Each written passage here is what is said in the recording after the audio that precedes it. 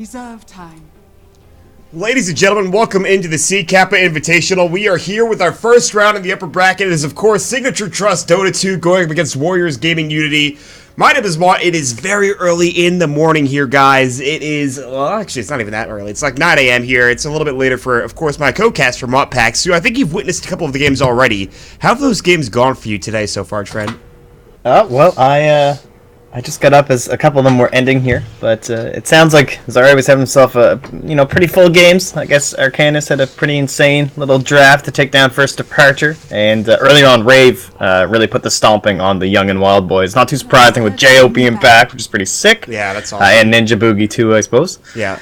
I'm very, very excited for the Jay going back to Rave and being that, because you go back to SCA Dota, and before we had Fnatic and MVP Phoenix. I mean, obviously we had those two teams, but Rave was one of those big teams in SCA Dota that I think a lot of people looked up to and said, okay, this team could be our team. They could make it to this big major. They could make it to TI. Obviously, that didn't happen in a lot of those instances, but Rave was certainly one of the banner teams we could look for. I think at SCA, Trent. So. Yeah, and they even got Ryor back now, so that's it's very exciting for them. I think that's one of those teams that's going to be competing right up with Fnatic, who I believe are also changing up their lineup, so coming into the new roster locks should be exciting. It's one of those exciting times in Dota, in every region, as players start to shuffle their ways around. I'm surprised. If Fnatic changed their roster, I'd be very surprised. I mean, they had a very good showing at the Shanghai Major, along with obviously MVP Phoenix as well. Both of those teams, I think. So the future is very bright for SCA, the SCA region. I think.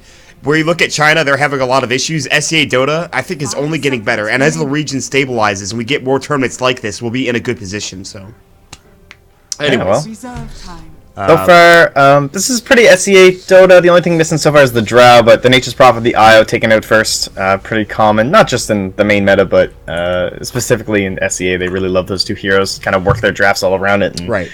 Earth Spirit, Beastmaster, and now I guess they're just looking for stuff to work with that Faceless Void, a little bit of long range, like Zeus kind of style, something like that. Yeah, and you know what I'm really excited for, Trent, honestly, is Signature.Trust, or Signature.Dota2 as they're called now, I guess, but this is a team I've watched a lot since maybe back before the TI4 qualifiers. They've had some very popular players. MyPro, Boombell, and Lakelz. Specifically, Lakelz is somebody I've watched for a long time. He's a damn good carry player if he wants to. Yes. We'll see if he decides. I'm not sure if they've kept the roles or if they switched it up recently. Fei Mao is going to be added onto the team. He's supposedly very good. I think a rising star as well as SCA Dota. But I'm excited to see what Signature can get, especially with the heroes they have. Faceless Void Line and Queen of Pain, Trent. Yeah, I'm hoping. I don't know. Maybe we'll get, because Lakel's hero. It's still open. It could still be a Drow. They have the puck in the Earth Spirit though, so you can definitely get right on top of her. Right. So it's a little bit risky unless you're feeling it. Yeah. Does this mean we get Lakel's Morphling? I mean, that hero is like pretty. I was surprised it wasn't played more in the major. It was played a little bit for like in the qualifiers and stuff like that. I think if you remember. Yeah. But other than that, that wasn't like there hasn't been much Morphling. I don't remember the amount of times it was picked, but I am so down for the Lakel's Morphling, dude. That's like the one thing I want right now. Yeah, it's kind of one of those nice fifth picks that tends to fit into certain lineups. Right here, it's kind of super. I think unless you're like really pro Morphling, which obviously Lakelz is, I'd say it's probably well known as like his best hero all time. It's really scary against a puck, a roar, as well as an Earth Spirit. So I totally understand if he doesn't want to go for it. Yeah, I agree. The Queen of Pain, though, should have an okay time. Probably the reason they did pick her.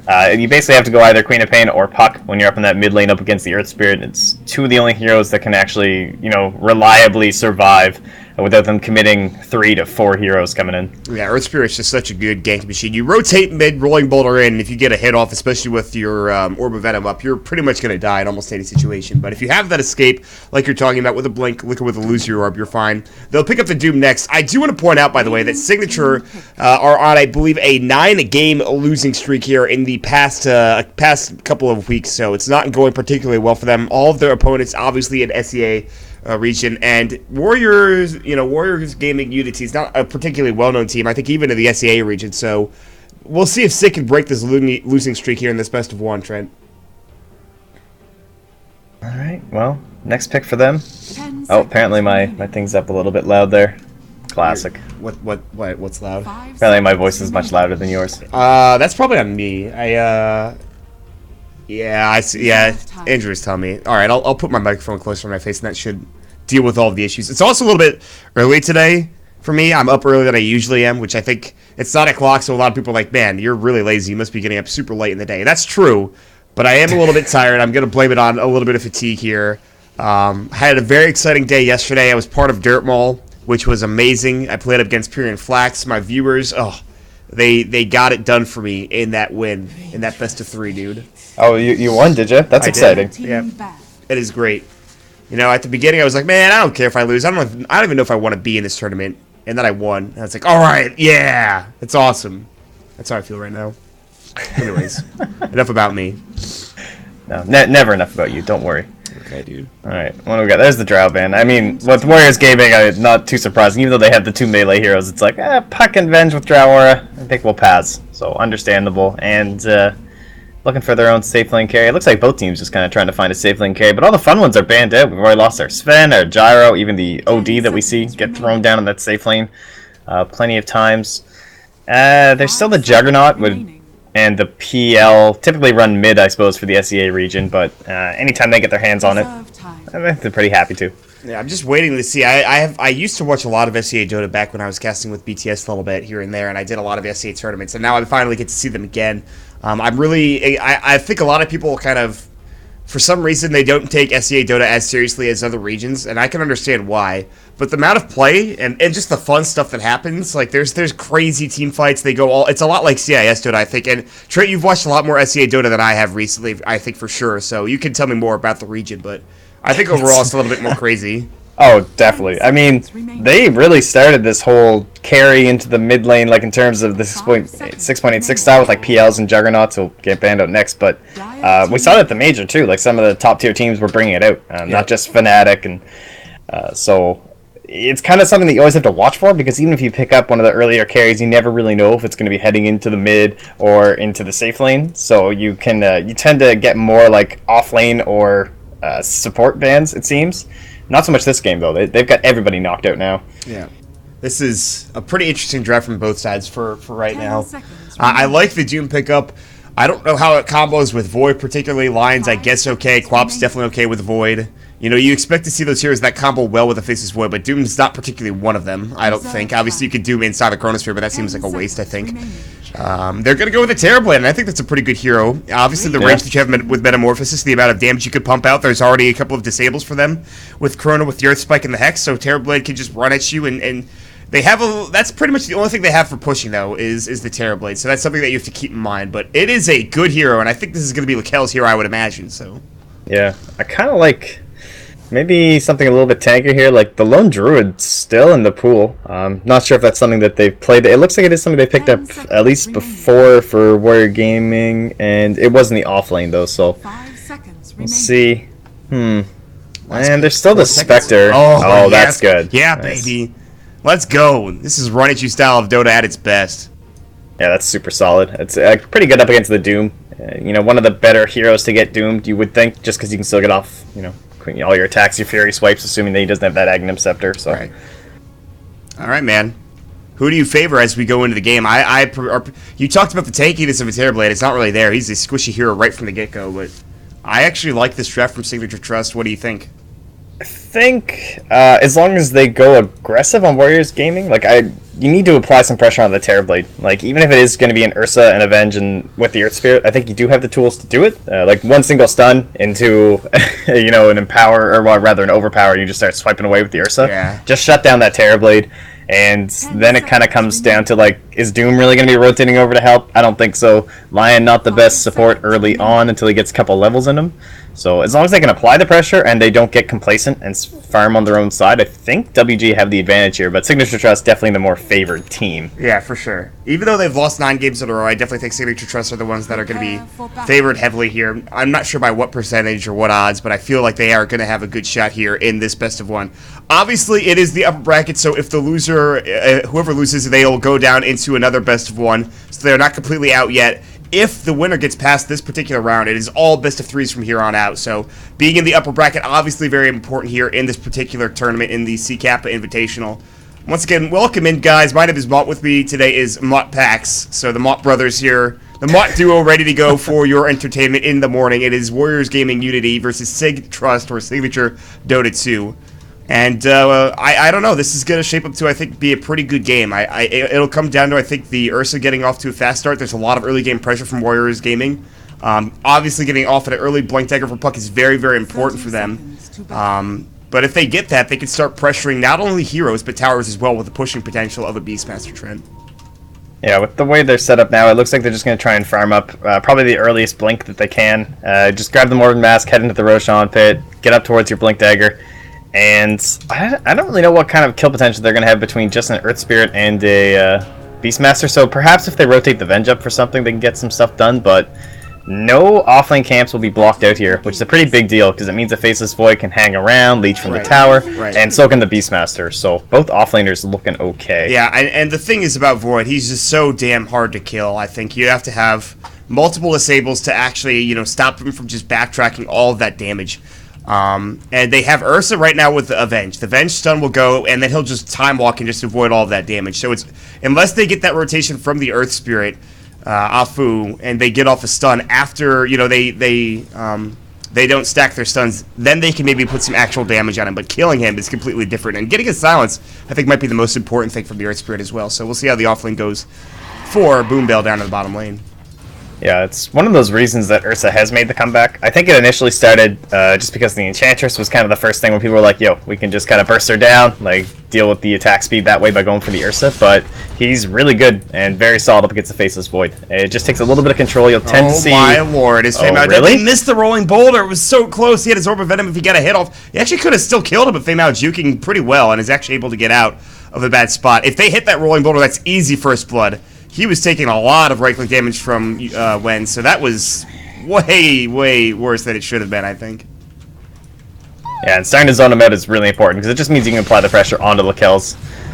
They're going to go back in. Oh, God, yeah, this is not looking good. That slow is ridiculous, but Wen can't go on him. The Boar and I think just Afu might be able to get the kill. Oh, great tango to eat through the tree line and make sure he gets to his tower and safe and sound, as Afu's going to have to back away. Really good Observer Ward placement that allows them to get vision of Fame Out if he's in a bad spot. And so far, they've put a lot of pressure already on this lane. Yeah, they don't have to commit that much. Like, it's not like they're really expending anything. Unity, Wen's just kind of spamming out a couple boars. They've got just a couple rolls coming out. It's only 50 mana, which is one of the more ridiculous parts about Earth Spirit, is that he doesn't... Sometimes if you roll too deep, that's really your only committals that you might die if you miss it, but he's sniping them, so... For the pressure that they can get onto this line, if they can get rid of his regen, it's less that he can hand over the Terrorblade, and then they come over and actually start applying some pressure to the Terrorblade himself would be the next plan, I think. I feel like missing out on these rolling boulders is pretty important, though, like to deny him his levels. Like, he's still at level 1 now, so that doesn't give him that hot start. Hold that thought. Doom's coming in looking for Nana here, and he's going to go ahead and lose your orb and just jaunt away, no problem. So it's a gank that probably is never going to work. I guess he was just casually walking through the mid lane. He's actually taking more harass than he gave on Danana, so that's a little bit interesting. But either way, he's fine nonetheless. And back he goes to the jungle aggressively, it looks like. Yeah, this is one of those mid matchups that was always considered one of the classic skill-based ones, just about dodging, shadow strikes, yada, yada, yada. But it's also one that doesn't really get impacted by the side lanes. It's one of those true kind of 1v1s these days, where supports don't have the biggest impact. So it comes down to the skills. Yeah, so skill you would skill. think You're absolutely Sig right would about get that. And this is just something that over the years we've seen as the classic matchup, and you're right, it really comes down to who can last hit better, Ooh, Afu's in trouble up top. There's going to be a line, he's actually, a line is going to be fine. It's going to be Lakel's going after Afu, excuse me. And he's not able to do the damage, though. I think he reflected. His Metamorphosis was on cooldown. He was trying to do some damage. Afu will be able to walk out and make it away. He'll actually rolling Boulder out as well. Really doesn't want to go down, maybe fearing a rotation from the Queen of Pain. Meanwhile, K, or Pasha Biceps, which is a great Counter-Strike player, by the way, is going to go ahead and pull himself. And he'll get a nice little pull-off, but he'll still give 2 creeps the way of Boombell. And they do miss out aggressively jungled, which is pretty good. I feel like they can get a lot out of this lane, more than you would actually think about. Yeah, it's pretty risky to just leave the Void. The more levels that do get up into the Venge, the Earth Spirit TP's in, gets the silence off, and your Faceless Void's going to be dead, but... Doom, he kind of plays the same role as the Enchantress in that support, where he comes in and rather than having the creep with them, he just kind of munches them up to keep his own GPM going, and he's got the shockwaves to throw out here too, so lots of harass to help with. Yeah, obviously the Unholy Aura is pretty nice. I feel like that's just a really underrated part of the Standard Tormentor. That regen, it's insane. 6 HP regen, which is really nice. And if you already have a lot of HP regen on top of that, it's great. They're going to go and Magic Missile's going to fly. They don't have... they do have a boulder coming in with the boulder smash as well. The Earth Shock, I believe, does hit. The rolling boulder will slow him down. He's in trouble. They can't heal up fast enough. Unfortunately, with Scorched Earth, and that will be a kill going the way of K. And so Boombell comes in at the very end. He tries to time dilation. It'll do nothing to save his teammate. And that will be, finally, first blood at 4 minutes into the game. Alright, well, it was a little bit slow, but kind of expected here, I suppose. Once the Earth Spirit decides who he wants to kill, that's kind of how it's going to go. Yeah, that was what you were talking about, man. He just rotates down bottom. That's a kill. Obviously, it's not on the Void, but still, it's somebody. Well, the scary part is that once he actually gets up into like level 3 and he'll have that silence, then the Queen of Pain and the Faceless Void should be really easy picks. Yeah, the silence is really important. He does need that level. That's the big thing. Again, Earth Spirit functions the same way a Bounty Hunter does. He's roaming around and he tries to find experience, but it's rough. But eventually, if he gets those levels, he could be a nuisance with Magnetize later on with level 6, obviously. So Earth Spirit, he's going to have to get some work done here. Beastmaster level 4, Rolling Boulder in. They miss onto Kells again. He's already got the Metamorphosis up, but it's about to go down. There's going to be a Dream Coil on it too. Great Earth Spike. They'll both break. They're going to go after Fate now. Illusion Orb will go through. Great Boulder Smash to start things off for A-Flu. Wentz going to chase down. There's no more. Great Sonic Wave. Jump in. Scrim and Pain onto 3. Last right click. Wen will fall to the Shadow Strike. A double kill for MyPro. Easily done. Illusion Orb. Nana will be able to jaunt away. He might actually not fall. The Courier comes through. Almost gets picked off by him. And it looks like that will be the end of the engagement. And MyPro turns it around beautifully with a triple Sonic Wave into triple Scream of Pain. Yeah, man, that level 6 rotation for the puck. Oh, is he dead? He's hexed. He's got no mana. He was not expecting Fame-Out to be there and just hex him up and Earth Spike him. That's a wow. Okay. Well then. Damn. Yeah, no, the level 6 rotation of the puck is something that we've been seeing. Now the hero's kind of back in the meta. You just show up in one of the lanes, and it's so easy to set it all up, but whereas once you're all grouped like that, Queen of Pain just roams in with that Sonic Wave. That was really well placed. I mean, to give him credit, but absolutely shredding them. Yeah. That's... God, that was a huge turnaround. And again, Afu, he was involved, and if he'd gotten a couple of those kills, he would have gotten to level 3, and he's still not there yet. You can see levels... Jabs is at 4, and then the worst off is, of course, Afu at level 2, and he continues to be in that bad position. They're still farming pretty well on the Ursa, however, but if you look at the Quap and Terrorblade, they're also doing really well. MyPro was able to get up a lot of net worth after that engagement. Of course, Lakel's, if he can get this tower as well, he'll get even more farm, but they haven't actually put much pressure with the Metamorphosis, so... Still, it's a bit of an early game. There's a couple of fights going here and there, but nothing too crazy, man. Yeah, Fame-Out's just warding up the Roshan pit, and they are correct. It is that time. It's got the Morbid Mask. Is that a smoke on the Courier by chance? It is. So, they, with the Terrorblade, like, he probably won't be making the rotations. If he sees a good opportunity, he can TP in. He has Metamorphosis on the ready, so as long as he's not... as long as that's not on cooldown from like pressuring the tier 1 or something, they can definitely take the fight. Yeah. And Faceless Void nearby with the Chrono is always going to be scary, so Ursa has to pick his moment. He just got his level 6, and if he hits a Chrono with obviously Metamorphosis up and ready, like you were talking about, that's huge. We'll wait and see if that's going to be the case. There's the Hex up, Afu in trouble. Good Dream Coil to stop, but the Blink comes through. There's the Earth Spike. Scream and Pain will get the kill for MyPro. Nana will go ahead and just be able to jaunt away. I think he phase shifted the Shadow Strike. He did, actually, which was really nicely done. So it is still a kill going the way of MyPro, and the struggles continue for this Earth Spirit who just hit level 3. And every time one of your heroes dies, that's pretty much just going to keep delaying this Roshan, because you want everyone up and ready to be able to rotate in. You can see Lions even pinging out here. Faces like, yo, go check, man. Let me check this real quick. I got an illusion. No problems. Keep it in there. It's fine. Yeah, he's going to send one right in there and just keep it there for the duration of the illusion rune. So that's nice. Right. Yeah, they'll have to probably... They might end up rotating down Wen, honestly. Just because having the Hawk Vision up and around the pit while you're there, if you are going to end up going for it, and plus the aura doesn't really hurt. And can't really argue with that. So the big thing they want is just a pick on like the Queen of Pain or the Terrorblade, and then they'll just immediately head in. Yeah, that is really what they need. They're gonna try to find jabs maybe, but instead there's the Chrono bottom lane onto Unity Zaki, so he's in some trouble. There's the Time Lock Bash coming in. He gets the last right click with the Shadow Strike. We'll get another kill. MyPro has been involved in 4 of the 5 kills for Signature in this particular game. Top lane, Jabs is still being spotted out by Wen. They have the Hawk up and ready to go. They still have Vision, and Afu is looking for a potential initiation here with the Earth Spirit Rolling Boulder. But coming in is actually going to be Lakel's as well. And another TP will come through. It's going to be Ursa. He's got no Blink Dagger, but they're ready to go, man. They're going to try to initiate here onto this Doom. There's the Roar to start things off. The Earth Shock's about to fly. The Overpower will go. I don't even need the Earth Shock. The Rolling Boulder wait goes way too long. past the uprights, goes through the tower essentially, and they get the kill. And it's going to go to the Ursa, which will give them that much more farm and put them on the path to taking this tier 1 tower. Yeah, this is nice. Both teams just kind of pressuring it up. It doesn't look like any sort of rotation will be coming here. Puck's a little bit low on mana, just trying to get up towards either the Tread to the Blink Dagger in the mid lane. I imagine it'll just be the Blink so that the Ursa can start getting a little bit of work done, kind of help set him up for his fights, but the Tread's tankiness is always going to be nice for if you're inside that Chronosphere. It's kind of one of those reasons you'll often actually see Queen of Pain picked up against the Faceless Void, because she tends to get really tanky. Like, I already got the Strength Treads up, or no, she's already at 1k HP. Yeah, she's got the Wand as well, which is going to make her a little bit better as well. 10 stick charges up and ready to go. Arcanes for Doom. Feymao's going to go and Finger Destroy Afu, which just an Earth Spike and a Finger. That is a lot of damage that you don't expect on an Earth Spirit. And obliterates him. That is, he just walked in. I think he might have even planted the ward down and just killed the guy and pieced out. That's a drive-by shooting if I've ever seen one. Style points coming up for the line. Man, that hero just came flying out of the major. I don't know. It's one of those heroes everyone's just kind of ignoring, and then they're like, oh. That hero's zonage, dude. Turns out this hero's kind of good. Yeah, that hero's good.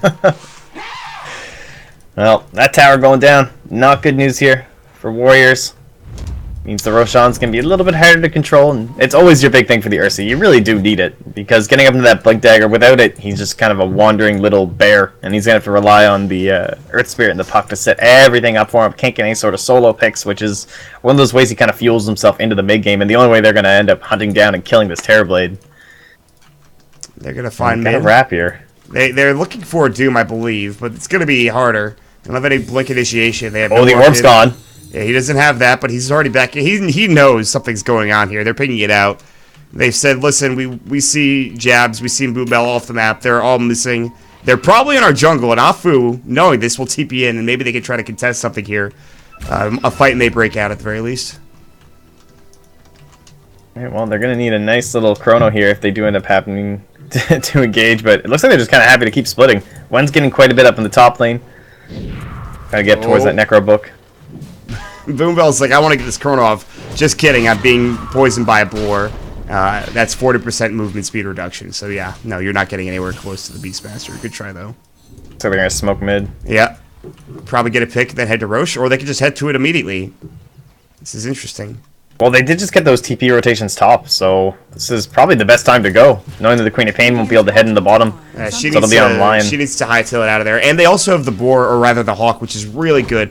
And they'll see them rotate in. They actually see Jabs with the Roche Pit. The Roar and the Overpower is enough of the swap back. Feymao's silenced up as well. The Magic Missile will go. And it's a double kill coming up from K. Pasha Biceps. Wow. And that's going to be Roche for them. And suddenly they turn it around. They get two pretty big picks, obviously. Both on supports, but still that leads them into Roche. And it looks like sig.Trust might actually want to fight. They've got Chrono, they've got a double damage rune. Afu's up on the high ground. There's Metamorphosis jumping. He doesn't get down to the pit. He's on the high ground. He's got 2 more seconds for him to time walk. And it looks like they're all going to be able to make their way in time. They're still around the pit. Afu's on the other side. That time walk was not what Boombell was looking for. Maybe it was. I'm not sure. I thought that was a misplay, but I don't know. Apparently, it's all going to work out here. Low respawn timers and the tower still being up. You can see why teams tend to knock these down before heading into that early Roshan. Pasha, he did get his Blink Dagger up, though. I think it's on the Courier. Yeah, it's just on its way over. And Puck has his as well, so they can definitely look to get a couple picks. And it shouldn't be too long before they get the Roshan. Yeah, we really need that first big chrono. Yeah, that's true. It's such a difficult team to fight into if you're Unity, honestly. Like, they have to find a pick, I feel like, and even then, it's really, really sketchy. And you always, at the same time, have the stress of the Terrorblade. You kind of feel pressured, like we need to do something about him. We haven't killed him yet. He's just been farming the whole time. And the Ursa, he is ahead in terms of the net worth, but slowly over time, that certainly will change if he goes totally unchecked. Speaking of the Terrorblade, by the way, his Metamorphosis is down. This might be... Oh, Chronosphere is going to come up now. Unity, they'll maybe get focused on Pasha, but he's not taking that much damage. Dreamcool on it, too. They get the Rolling Boulder. Sonic Wave comes in, but I think it misses for the most part. MyPro getting overpowered will get dropped down. And there's going to be the Reflection coming in. Japs is pretty low. He's already used the Doom. He's got the Perch. He'll use it, but the Axis will go. And Sig will lose 3. That Chrono did nothing. They couldn't quite set it up with all their damage. They didn't have Metamorphosis. And that was just beautifully played from Unity, staying alive throughout the Chrono and dealing all that damage, especially with the Dream Coil. This will give them Roche as well. They finally got that big chrono that they were needing, but the Queen of Pain just was not nearby. Like, they didn't have the kind of the proper movement as a squad together, so she couldn't apply anything inside of it. Yeah, that's really unfortunate, honestly. And my pro gonna have fuels, but Nana's gonna get caught out. Finger, Earth Spike, last right click from Boombell will get them to pick up. He's down for 39 now after he just completed that Blink Dagger, so they do get at least one thing in their favor, and now the push will continue and commence in the Tier 1 mid. But there is a trade bottom lane for it as well. That's nice. They really need as much gold as they can get, honestly, on the Faceless Void. He's already got the Morbid Mask and the Basti, so you know he's going for the Vlads, but honestly, with 1100 gold, I kind of hope he's going to finish off the Vlads. I feel like it might be one of those games you need Blink. My pro gets caught again. They had great vision behind the tower. Unity, Zaki was there looking to find a jump, and they got it. They got the Rolling Boulder, or rather the Boulder Smash with the Geomagnetic Grip. The silence came through. It was more than enough to get the kill. She was stunned up and stun locked. And now that gives them a free tier 2 as well. And a book 2 and maybe a book 3 almost for one here after this is completed. Yeah, this is perfect for them too. Take that first Aegis and then use it to secure the rest of the towers on the bot. Next rush will be extra easy. Wow, sick plays by his Earth Spirit! That was disgusting! Rolling in, kicks it toward it's like a soccer player onto Fei Mao who's not expecting to get hit in the face with a giant boulder from across the map. That was an awesome play from Afu. Wow. Alright, I don't know, I don't think I've seen one that looked quite like that. That was pretty cool. Yeah, that was nifty. Pretty slick. Well, alright, I mean, they tried putting pressure on the tier 3 tower, and they did put pressure on the tier 3 tower bottom. Look how much damage they did to it. It's below half health now. They are in a very good spot. This game was even for, like, the majority of it. Now we're up to a 2,000 lead here, which is not that much for Unity, but it's still pretty damn good. So, I have to fear for Signature, honestly, as we move forward here. They have good late game, obviously. We talked about the Terrorblade. Doom can transition, Void can transition pretty well, Quap, obviously, but still, they're going to keep on the pressure. Unity's going to keep on the pressure here, Trent. I think this is a problem for Sig. Yeah, it comes back to the same reasoning as when we talked about the Morphling pick, is that it's rough against all the silences and everything, but it's all about this Beastmaster when it comes to the Terrorblade. It's just being able to scan him out around the map. There's not many heroes that can actually find him and lock him down, so Lakel's has a play that's just so cautious. He's their one real win condition, you know, keeping all these lanes pushed out to the sides and not being caught out just from Hawk Vision into... he now has the Blink Roar, so he's not even going for the Necro 3, just understanding that the main way to win this game is going to be through the stuns that he can provide. Yeah. And with that, they'll provide more aggression by setting up here on the high ground, looking for an initiation and opening on Boombell will be the best option they can get. They're going to take down the Tier 1 tower. Lots of pings coming out from both sides, really.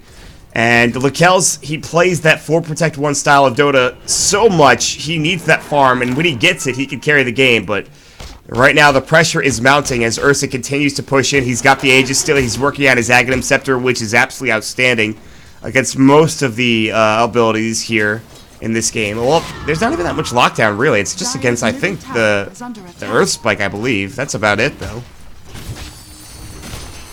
It's kind of interesting. He goes for this. Doesn't feel like an Ags game to me, man. Honestly, for Ursa, anyway.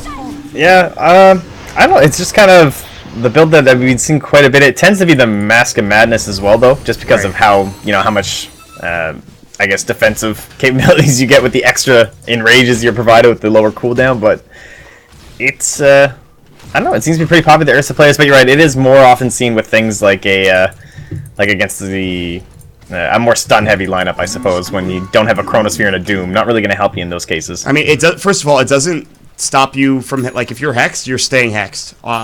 It's not going to stop Doom, because obviously you're going to be silenced if you can't use it. And the only thing it will deal with, really, is Earth Spike. You can't get through Chronosphere, obviously, so there's a lot of stuff that you have to do. I mean, obviously, like you talked about, lower duration or lower cooldown coming out for Enrage. It's huge because of the damage reduction, the amount of damage you actually do. But we'll see if that's actually going to play into this victory. They are going to smoke up. They're going to head to the jungle, it looks like. But they're going to just pass Sig as they're all in the jungle. The boar is going to be scouted out. So now they know exactly where they are. And Sig might need to leave. The smoke comes through. No vision of the smoke as it happens. They might know that they're not really there. There's a couple of illusions on the map, but that's about it. Afu, smoke will be broken. They're going to see jabs. Boulder Smash hits on the Lakel's. Rolling Boulder, Dream Core onto 2. Sonic Wave comes out. Boombell gets at least the Chronosphere off onto Zaki. On the other side, though, Lakel's is trying to go to work, and Afu is low and almost done. Looks like K is actually about to fall as well. His Aegis looking to get used, and it's going to be the Screaming Pain to do so on the other side. I think they metamorphosis, and now Wen's the target. There's going to be the Time Walk, and they can't get the bash, though. Lucio Nada's trying to do his damnedest. The Evil Scepter off, though, to keep him out of the fray. Jump in, Screaming Pain. K gets a godlike spray by just bringing down another hero, and he's on the chase for more. Boombill will try to TP away, and looks like he will make it out in time. The silence is not there. They had nothing to lock him down with. They had already used all of their disables. And so in the end, it turns into a 3-for-2 trade in Sig's favor, but Lakel's does end up going down, I believe, to the Ursa when it's all said and done. Yeah, and this, honestly, this just comes back to the way that I feel everyone is forcing Faceless Void builds. I definitely agree that this whole Vlad's Blink is great, but in that situation when he had so much gold, he would have had his Blink Dagger by now if he just kept the Morbid Mask and the Bassi. And in that situation right there, he would have had an easy 5-man chrono. Like, there's no question. If he had that Blink Dagger, they would have been all caught out, and then that just becomes an instant 5-man wipe. And just getting this early Vlad's, it's great when your team's grouping up, but it's in a situation where you have a 4v1. The Blink Dagger is only going to help if they do end up making it to your high ground, but in that exact scenario, you can see it's such a good way to turn around the game. Like, isn't that why you pick the Chronosphere? Yeah. It's for these big team fight and engagements, and the Blink Dagger is what maximizes it. I agree with you completely. The Blink is so necessary. Like, Time Walk is not what it used to be, first of all. And a lot of the times, also, Time Walk wasn't really meant to be the initiating tool back in the day, even. It had a lot more range and a lot more versatility, with the exception of the backtrack, obviously, and the cooldown. But still, there's just not enough range for you with with Time Walk to be able to get into a position in the Chronosphere. Blink Dagger is your pinpoint tool, your mobility item to get in close and to try to find that big Chronosphere. And if they can get that off, they'll be in a great position. But so far, it's not been really easy for them. Well, time to apply the pressure. They know that fight, like, it didn't quite go the best possible way, but getting down the Terrorblade, I feel like they're kind of happy with it anyway, even if they did technically lose the engagement by a couple hundred gold. So, last outer tower going down. Hopefully they can get themselves a little bit of a trade here for Signature.Trust. Yeah, they're going to try to put some pressure on the bottom tier 2 and push into the mid tier 2 as well, but they're not really close. And they might even continue up here onto the high ground for Warriors gamers, and that there's a chance that they could head there. No, they're going to TP back, and they're going to make the decision to defend. And this is going to be the back call from Lakel's and the rest of Signature, as they know they're all TPing back. They're not pushing up to the high ground here, so just some good split pushing coming out from the rest of Signature squad, realizing they can't defend that tier 2 tower. Roche, obviously, the Aegis was just lost, so it's not going to be for a bit. We'll find out when the actual respawn time is here in about less than 20 seconds or so, but otherwise, wait to see if this Ursa can keep manning up and doing what he's been doing the entire game. 9-0-0 with 112 last hits. It's a pretty great Ursa game. What you would like to see if you're playing the Ursa. It's so good when you can just keep stacking the kills up on top of him too. Like, he just becomes that mad, unstoppable machine. Moving into probably the Abyssal Blade after this, I suppose.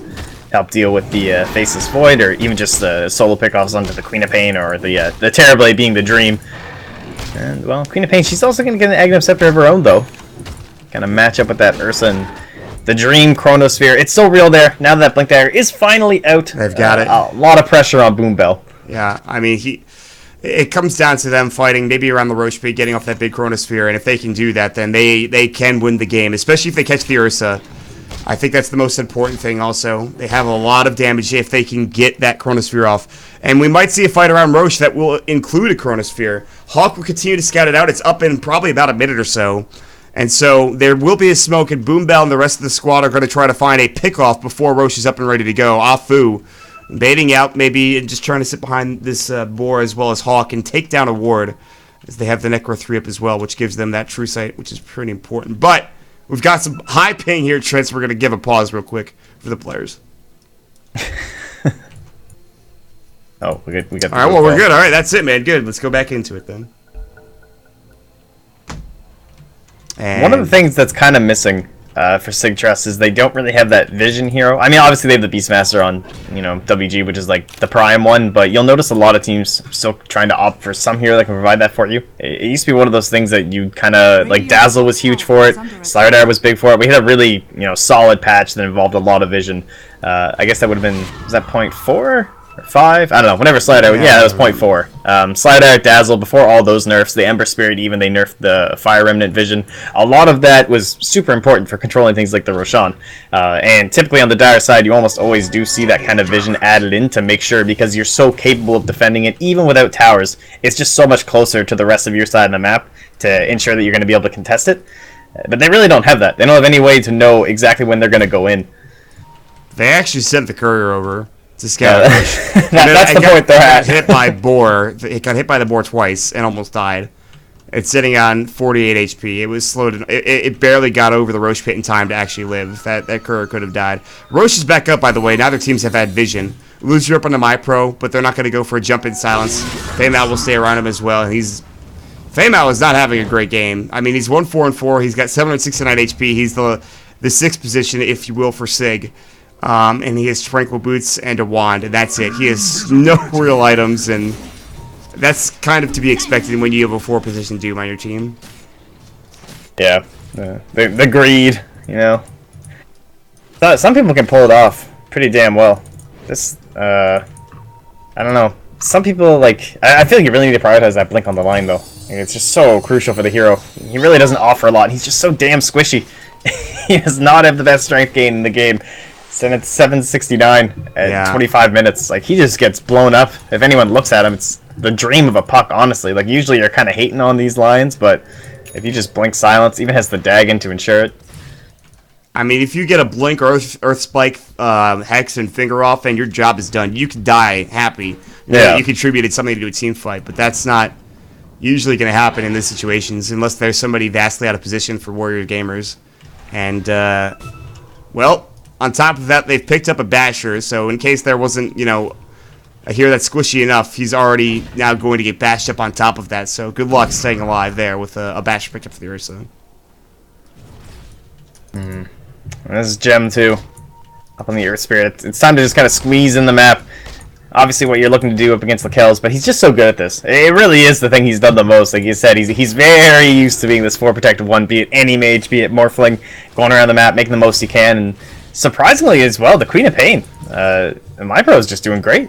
Tons of farm on himself, considering 3rd place on the overall net worth. And Puck, some players seem to have a little bit of trouble keeping up on the hero. You'll notice someone like S4, like that's one of the reasons he has such a good Puck, is that he still gets an insane amount of farm around the map. Like he's always farming camps if they're not fighting. And ensuring that he's keeping his GPM up and close those, kind of top cores that have it a little bit easier with some like easier physical right click, or perhaps better wave clear in terms of keeping your gold income steady. So you really got to keep that on the focus here for the Puck. But they finally do move into the Roshan, so they're moving in. See if we can get a good chrono.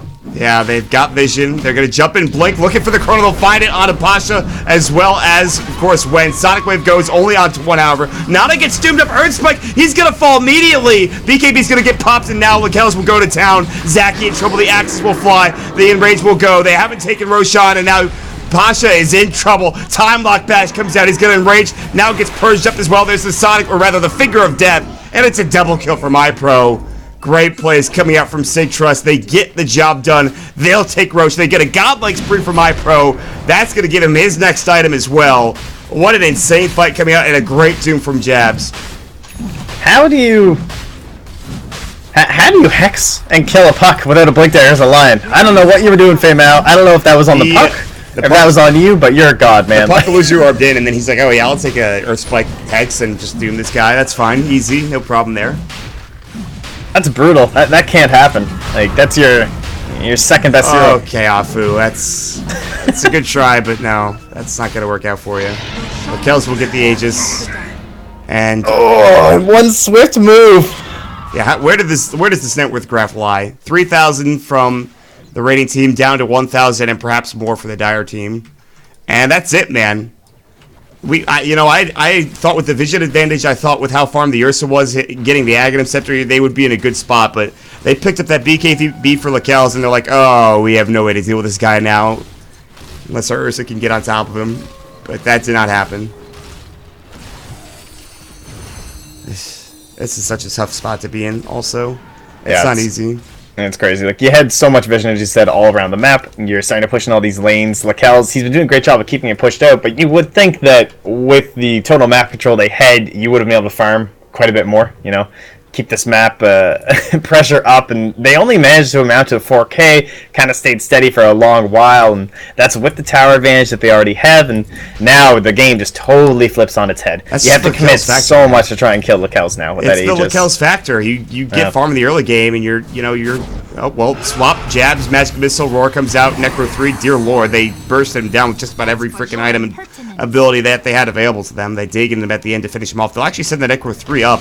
This is actually not looking that great. This Necro 3 is low, and it's probably going to die to the tower. They didn't micro particularly well. The Sonic Wave will clear out the Creep Wave as well, so they can't really push. And while that's happening, the illusions coming up from Lakel's will do a good enough job to find themselves a tier 2 tower down bottom lane, with everyone else from WG.Unity backing up in a way.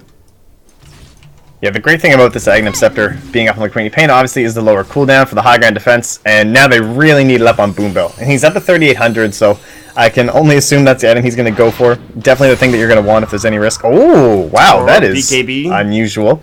Yeah, I kind of agree with the Agnum Scepter. I don't think... I mean, I guess you could get BKB. There's a lot of stuff you have to deal with on Unity's side, but... I think he's kind of saw what happened to Puck in the last fight, maybe, and he's kind of thinking, if that would happen to me, we'd probably lose the game at that fight. So there is, you know, certainly some case to warrant for this. I mean, I'm never gonna disagree with the BKB in almost any situation, but the Agnum Scepter wouldn't have been a bad choice either, is what I'm trying to say. But either way, K or Pasha Biceps. This is tough. It's because if you call him Pasha, you're pretty much calling, you know, he's not Pasha Biceps from Counter Strike. He's a guy named K from the SEA region. Okay, it's just not the same person, but it's tough because he's got a name, so it's easier just to call him Pasha instead of K. But either way, he's here in the tree line along with Afu. They're looking to get a kill. They took the gem, by the way, on the courier. They brought it all the way up, and then they sent it all the way back to their base. That's how much they really didn't want the gem to get lost by Afu. And they really feel like YOLOing up here, I guess. They're just sending it home on the courier. It's like, I really feel like going in. Oh my god, the Observer Ward paid off. That had 5,000 gold on it! That had a Blink from Fate now. It had the Perseverance from MyPro, which would have been the full Lincoln Sphere because he already had the Ultimate Orb. 5,000 gold on that courier. And they're going to push bottom now. They're like, it's time to go, everybody. Let's go. They don't have their items. Oh, that's pretty brutal. The Lion farmed up his entire life savings 31 minutes into the game just so he could get farm and get a Blink Dagger, and it's gone for at least 3 minutes. 2.5. I wonder if they can capitalize on this, I guess. It still kind of feels like we're in the same scenario. Just that it's going to be difficult for them to push in, but if they end up getting this kill, just because the Lincoln Sphere is not there, and like there's no Blink to counter-initiate from Feymao, that would be kind of crazy.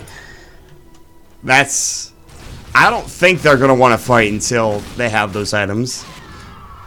They still have the Aegis, obviously, but there's some good vision coming out from the Radiant team. They have some really good wards here. They have one up towards the Secret Shop, obviously towards the classic one in the jungle, but not quite at the Uber Cliff, obviously. And this is a really good ward that actually provided them that courier kill is this ward up here in this top lane. So some pretty good vision across the map for the Radiant team. And they have the Hawk, so it's pretty much like they have a map pack for the most part. And they'll continue to farm up. Their own jungle is not warded at all by Sig, so both teams can farm their jungles pretty effectively without too much trouble. Yeah, I think WG are just thinking they should have a timer on the Roche, and they should just be aware of when that's going to be heading on out. It looks like the Dire certainly are Signature.Trust looking to push down that last tower while they still have it, but they want to make some sort of a fight happen for the Radiant side. They just want to get in there before these wards die. Just get up, get into the map, but after the Aegis expires, and they're only going to have about a minute to work with. They're going to have to back. Good split push came in. Tier 3 towers about to go. Boombell's going to find the Chronosphere. He's going to get Zaki. Maybe not the one hero he wanted to get. Sonic Wave will finish him off in the end. It's just a support. TP's top lane. Jabs is a haste route. He's trying to bait out as much as possible. The tier 3 tower, it did end up falling here in this bottom lane. The Necro units did go to work coming out. Jump in, Blink, Roar. They get off the board as well. Jabs is in trouble. His haste route has fallen. Now he gets the Doom off. He's actually going to get the Infernal Blade. And Wen might have to leave. He's going to get purged up. He'll take some damage, but he should be okay. Lakel's is going to provide support. Rolling Boulder away. And Wen is going to have to wait for, obviously, the Doom to go. And he doesn't have TP for another 20 seconds. He'll still live, though, and he'll be fine nonetheless. Yeah, things are actually looking really good for WG right now. This is certainly a time. Not only will that Aegis be expired, as it has already found its way back to the little Roshan pit, and I'll be respawning in a while, but it just means without the Aghanim Scepter on the Void, we still have, what, 65 seconds now with no Chronosphere. They just saw Doom get committed. That now is by far the prime time. Use these wards. Like, they need to make some sort of a kill happen. Get involved. And just know that there's no counter initiation coming. It'll be up to Faye now, because that blink will be back off the courier in a moment. Yeah, easier said than done, though, is they have to deal with a big hero in Locales. He's getting going to Scotty next. The Lincoln Sphere is done, and finally, like you talked about, Faye will grab his blink dagger. The courier respawns, and WG are not looking to make anything happen too hastily here. We haven't talked about Zaki that much. He has an 8th lens, so that's really all you expect from a Vengeful Spirit, plus Arcane Boots, so he bought the energy booster twice. The Hex is up for the puck. I think he just got it. Boombell, I think, oh, he just sold something. He wanted to sell something. He's actually getting pinked out. He time walks away. He knows something's up, and he's actually too far in. He didn't see. He didn't have vision. He just had good game sense enough to know that he's across the river. He's too far away from his team. He'll be able to back up and survive. And now he is heading into that Aghanim Scepter, just knowing how important it is on Face's Void. And I don't know, it doesn't look like WG are going to be able to capitalize on this, and their time window, it's definitely shrinking. I would not be wanting to go late up against this Queen of Pain. She scales really well with some of those later items like the AC. And you can see just can't do anything. Afu got himself caught into a bad situation by trying to go for a kill, and he gets a Sonic Wave and an Infernal Blade right click for it. He tried going in, he rolling Boulder, and Boulder smashed up on the Quap, and then he's like, wait, I'm alone. There's nobody here on my team, and I've already used Rolling Boulder. I don't have a Blink Dagger. What am I doing? So that wasn't good. Alright, well, that last tower, it's on the menu here. Locale's looking to eat it up. Level 17, Scotty, Manta, BKB, 2,300 gold. Yeah, he's pretty farmed. Yeah, he's a little bit scary. He's pretty farmed. He hasn't even had to Sunder this game, honestly. I don't think he has at I least. think he did it once at the bottom team fight at the jump. Oh yeah, that fight, that's true. But that's it. But again, WG are going to go ahead and split push as they're supposed to with the Beastmaster. Set up a couple of boards. Yeah, obviously, they have the creep wave up here with the siege creep going to town. And they'll have to TP back home, but the Doom will come and defend this and should be more than likely fine. They're actually even going to send the Necro 3 into Boar as Wen was waiting on it, but now he's going to send it through here. They know that he's there, by the way. They can blink Doom him if they wanted to. They are going to go ahead and time walk in. He blinks out nicely, so he's able to dodge all of the spells. My Pro will TP in and just clear up this creep wave as the Necro 3 almost destroys the ranged racks. It's pretty frightening. Yeah, it's rather annoying. It's like facing up against, Terrorblade or Naga. You just keep sending things to those range racks, try and pelt them down. It's not exactly the ideal racks, but obviously not regenerating, so slowly over time you can wear it down, and then this is forcing them, you can see, try and push out this lane, and they're lying in wait, hoping to bait something out here, and be the first, big pick off with this scythe here, if they can get it. But of course, my pro. Good Lincoln's pickup. Yeah, and they should know that's up and ready to go. They'll have to find a way to get through that Lincoln Sphere. Yeah, the Dagon Hex could be something that's doable. I think they can get that off. They also have an Abyssal Blade, by the way, for K, which he just picked up, which I think is great. Sonic Wave used again to clear out a creep wave. Zaki is very deep. These Observer Wards are very interesting. These are... That's the word I'm looking for. I don't know. It's just really... It's really weird. Something you don't see every day. New, exciting. I don't know. Yeah, teams... they've kind of been stepping up their ward game in the past couple patches, just because teams, I think, are putting more focus. Like, with the nerf division heroes, wards have become, more important than ever, honestly. There's just not that many meta heroes that do provide what, like, a Beastmaster does, so you have to put them off in a few unusual places if you want to hope that they don't get easily countered. It's kind of surprising that we've seen such a drop to Night Stalker, honestly. That hero is all about vision when you get an Aghanim Scepter, but... Yeah. Some teams, like the Chinese, still love it, even after Shanghai didn't... Well, obviously, Chinese teams in general didn't have the best time, but the hero, I don't know if the whole, Iron Talon thing can still be as successful. Clearly something like a Doom working out shows that it can be, just because you kind of play the same role. And in terms of like how he was rotating in those early lanes, being able to help out, but still able to farm in the jungle, that is something that a Night Stalker can provide. Let's see. Someday, Night Stalker will be back into the game, and we'll all be excited about that. But for now, we'll have to see how Ursa and the rest of these heroes that are in the meta currently play out. They're actually, I think they've been spotted, maybe by this Observer Ward on the low ground, close to Roche. It seems that they know something's afoot here. Sig have an understanding that there's somebody nearby. Oh, Boom Bell Time walked in, assuming there would be somebody here. He doesn't know that they're on the high ground. Jumping. K is just going to go in alone. He's going to get doomed up. They're going to find jabs. BKB from Lakells gets popped, and K is in so much trouble. Chronosphere will go. He'll die almost instantly with no buyback. And Zaki's going to get focused down next. They'll get the roar off into Fame-Out. Magnetize doing some good work. They'll lose one, but that is about it. They'll pick up the next kill onto Zaki. They've gotten 3, and now it is Roche time. Just a bad play from K to jump in on his own. They do get the Dire Curve with the Necro 3, which had 1,800 gold, and they are going to try to backdoor this as best as possible. But I don't think this will be enough. They won't be able to do much with this Necro book, not just yet anyway. They need to get the creep wave in the base. It's not doing anything. That's like he might have been doomed up there on the Ursa, but that's still the dream chrono. You just want to make sure you get 1 core plus that Vengeful Spirit, because there is certainly the chance that Ursa makes it back into that fight with a swap out. He goes back until the Doom, you know, obviously wears off just because there's no Aghanims or something. Right. It doesn't last that long. And, I don't know what the jump in was for. Why did he jumped in before the puck even had done so, and before the Earth Spirit, before the Beastmaster, he went in all on his own. I guess he thought maybe there was just one there, but they didn't have the vision. That's an aggressive blink. That should not have happened. Nah, Mike gets scouted out here. He's going to head into the tree line. Fame-Out was close by, but I think he gave up the pursuit and said, I just want to farm up. He's actually going to head for a 4-staff now. What I would imagine being a 4-staff coming out from Fame-Out. But Lakells, clearly, Modpacks have an advantage here, for sure. I mean, they're in the driver's seat. Yeah. It's pretty rough here. Like this Chronosphere, once the Aghanim Scepter comes up, I don't even know what you're going to be able to do. It'll all be about the positioning from the Vengeful Spirit, but if there's a Chronosphere that catches, let's say, the Ursa and the Puck, one of them's going to die, and it definitely seems like if either of them do die, they don't really have much else. Like, Beastmaster's an amazing hero. He's great with the Necro. He's moving now into a Refresher, just to make sure that he can kind of keep up this, double Roars, try and lock down MyPro for the pickoffs. I mean, it could be like a Lotus Orb or something, I suppose, but seems like it'll likely just be the Refresher, and he doesn't add that much in the team fights without the Ursa, you know? It's kind of all about his aura, all about just the general control that he gets through the Boar and the Roar. And yeah, I mean, he's a utility hero for sure at this point, and a split-pushing hero. And they're going to stop that from happening, at least in the bottom lane, because they have to support up on the cliff, which is really important. So that's huge.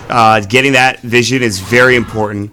The Beastmaster cannot make his way to that bottom lane freely anymore. Whether he knows it's there or not, it's still going to stifle him from being involved in that split push game.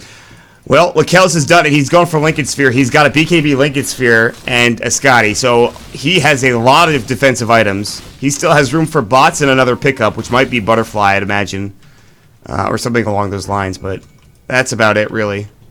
Yeah, it's so sick being one of these heroes that has such naturally high damage that you can go for these crazy defensive items. It's the exact same way that you can play Morphling too. Is that just the amount of damage that you can grab just means, hey, now just try and kill me. Like, what are you gonna do? Scotty, Lincoln's, Black King Bear. That's insane. Even Manta is considered. I mean, even if they do get him down, he's just gonna go ahead and sunder anyways. Assuming he can get off with you, he probably should be able to get his BKB into frickin' Lincoln Sphere. So, yeah, I don't know. Where's this blue player? Afu is way behind the enemy lines, I guess, in this instance. And here we go. They're going to push into the Tier 3 tower. They've got 4 heroes here. They don't have MyPro. He does have bots, however. He'll be able to TP into the fray. They're going to go ahead and glyph up. MyPro will go ahead and clear out the top creep wave to make sure. And now he's going to TP in. The fight's about to break out. And now Nana will jump. Oh, he missed the creep. The silence mate goes out. And now Jabs gets roared up and brought down. The Chronosphere is up on the K, though. That's important. They're rolling Boulder in. They just don't have the damage. Now they'll turn their attention. The Sonic Wave, the Finger. He's low, but he's not dead yet. Boom Bell going to work Time Walk to get some backtrack going. And they have to buy back on their Earth. They lose the Earth Spirit as well. The Rax now is up and ready to go. Magnetize will keep getting spread, but Zaki's on the backside. He's going to get hexed up. Gets Earth Spike down. Last right click from Boom Bell will do the job. That'll provide him a killing spree as the Kells will finish up the rest of the base. Lincoln Sphere will save MyPro. They'll take down the Necro Books as well. Nano will do his best. His Hex is back up, but he'll get hexed instead. Boom Bill will look for a hit, a time lock proc, and he gets it. No. Now jumping in. There's the roar out. K's going to get used up, and he actually acts out of it. Great Sunder, though, from Lakells to get him low. And K is going to have to back up. There's the Sonic Wave coming out. MyPro will get a double kill, taking down both Nana, as well as the buyback coming out from the Ursa. And Nana will do his best alone. The last survivor. He'll be able to phase shift. They'll buy back on, I think, when. And really, they're just trying their damnedest to keep this game up. They actually Swap him back into the well. Kells is low. He's about to fall, but he doesn't have the age. It's the Earn Charge. It's ticking away, but he's not dead yet. The Boulder Smash will finally bring him down. Nada jumps to the silence. We'll go through. Fayemal is going to get right-clicked and brought down by, again, Nada's beautiful abilities, and Wen will finally fall once more. The dieback comes out for him. Lakells is going to town with his BK being popped. And MyPro and Lakells will finally clear up that Rex. And they will back away, satisfied with what they've accomplished here, with all the buybacks forced out. 4 buybacks. I'm pretty happy with that and the full set. But, oh, man, Nana's so close. He had the perfect play where he saw the Queen of Pain TPing in, so he blinked in, silence, and tried to dag in the creep. But just as the creep was dying, the TP completed. And nice. At that point, like, your silence is spent, your dagging's spent, the chrono comes out, and it was like the perfect storm there. Signature.Trust just ran all over them. No Ursa for 23, no Beastmaster for 47. Metamorphosis is already back up. They'll actually get a refresher orb for MyPro as well. That'll fly out to him with, of course, Boombills walking back down mid lane. His Aghanim Scepter is up, and there's not much they can do to defend these last 2 sets of racks. The Ursa will be back up in 8. They have no glyph. They'll lose their 2-3 at the very least here in this top lane.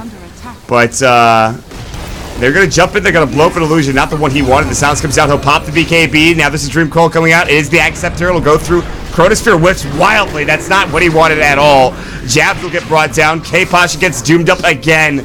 And he's going to get destroyed by Lakells' right click. And the GG finally called. Even with that with Chronosphere at the end of the game. It's the celebratory Chronosphere. And Signature.Trust will break their 9-game losing streak. And their first victory here in C Kappa will bring them into the best of 3 rounds of the upper bracket, Trent. Alright, well, solid stuff coming out. You know, when you look at the graph now, that lead that was once held by WG doesn't look quite as big. It was only around 4K, and they just couldn't capitalize on the map pressure they had, you know? You're holding this whole map, but with a Puck, Ursa, and a Beastmaster, the amount of farm that you're getting isn't scaling your heroes nearly as much as you're getting over the Faceless Void, the Terrorblade, the Doom, the Queen of Pain, and even the Lion. Like, just getting up that Blink, the Force, made him such a bigger force to be reckoned with. So, well played by Signature.Trust. I think they just played their draft kind of, you know, almost to perfection, really. Like 7-1-9 on that Terrorblade, even with all that map pressure and a Beastmaster. Pretty insane. MyPro, I think that initial fight where he went top and he got like almost a triple kill was kind of how you knew that they were going to be okay. If MyPro didn't get that good start, I think Unity could have run over them a little bit more in that early to mid game, and that didn't really happen. So good stuff. That's going to be the end of the day. Actually, we only have 3 games today. We're supposed to have 4, but a couple of them got rescheduled, and we will have, I think, tomorrow. I'm going to check what we have. It is Fnatic versus SGR, which will be at 1900 Singaporean time. And for those of you on the East Coast of America, that is, I think it's 9 o'clock. No, it's 6 a.m. 6 a.m. Eastern time, which is a little bit earlier for those of you over the Pacific Coast, which is 3 a.m. over the Pacific Coast as well. So 1900 SGT, which turns out to be 6 a.m. Eastern time. And that will be our only match of the day tomorrow, which will be pretty exciting. I think I'll be the one doing that. I would not be surprised if I am. And if that's the case, you guys can expect more great casting coming out from both myself as well as Mottpax. If you've enjoyed the cast, make sure you guys give us a follow over at Dota2 for myself and over at Mottpax for my co-caster, and of course at Moonduck TV for more exciting casting coming out from this great studio. Trent, do you have anything to say before we head on out of here? Oh, no, thanks for having me. I always love watching some SEA Dota, so shout out to all you guys, you know, all on the other side of the world, enjoying, you know, kind of a little bit of a rise of SEA Dota, so enjoy it, grasp it, you know, embrace these new squads coming out. You got Rave, and I think Fnatic might be making a couple swaps here and there, but Signature.Trust showing they're pretty good here too, so exciting times, and good for the scene, you know. Yeah, it's pretty great stuff. SEA Dota continues to rise in popularity and obviously in play as well, so I hope that we can see some good Dota games, and I think that we will, especially tomorrow with Fnatic coming through. With that said, everybody, it is going to be the end of the day today. We'll get these VODs up as quickly as possible, and we'll see you all tomorrow, 6 a.m. Eastern, bright and early, for Fnatic versus SGR. Take it easy, everybody.